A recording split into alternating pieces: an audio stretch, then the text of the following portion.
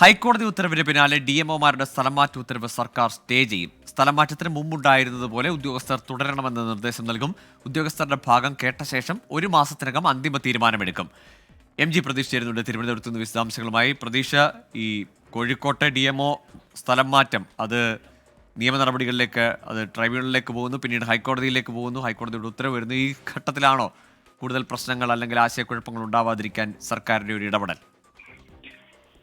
ഗോകുൽ, തീർച്ചയായും. കാരണം കോഴിക്കോട് DMO ഓഫീസിലെ ഈ കസേര തർക്കം സർക്കാരിന് തന്നെ വലിയ നാണക്കേടുണ്ടാക്കിയ വിഷയമായിരുന്നു. പിന്നീട് ഈ കോടതി ഉത്തരവ് മാനിച്ചുകൊണ്ടായിരുന്നു സർക്കാർ ഈ DMOമാർക്ക് കൃത്യമായി നിർദ്ദേശം നൽകുകയും പുതുതായി വന്ന DMOയ്ക്ക് ഈ കസേര വിട്ടു നൽകാൻ നിർദ്ദേശം നൽകുകയും ചെയ്തു. ഇതിന് പിന്നാലെ ഈ വിഷയത്തിൽ ഹൈക്കോടതി ഇടപെട്ടതോടുകൂടിയാണ് DMOമാരുടെ സ്ഥലംമാറ്റ ഉത്തരവ് സ്റ്റേ ചെയ്യാൻ സർക്കാർ തീരുമാനിച്ചിരിക്കുന്നത്. ഈ ഉത്തരവ് സ്റ്റേ ചെയ്യും. നിലവിലെ DMOമാരുടെ സ്ഥലമാറ്റ ഉത്തരവായിരിക്കും സർക്കാർ സ്റ്റേ ചെയ്യുന്നത്. ഈ സ്ഥലമാറ്റത്തിന് നേരത്തെ ഉണ്ടായിരുന്ന അതേ സാഹചര്യമായിരിക്കും. അതുപോലെ നേരത്തെ ഉണ്ടായിരുന്ന ഇടങ്ങളിൽ ഉദ്യോഗസ്ഥർ തുടരണമെന്ന് സർക്കാർ നിർദ്ദേശം നൽകും.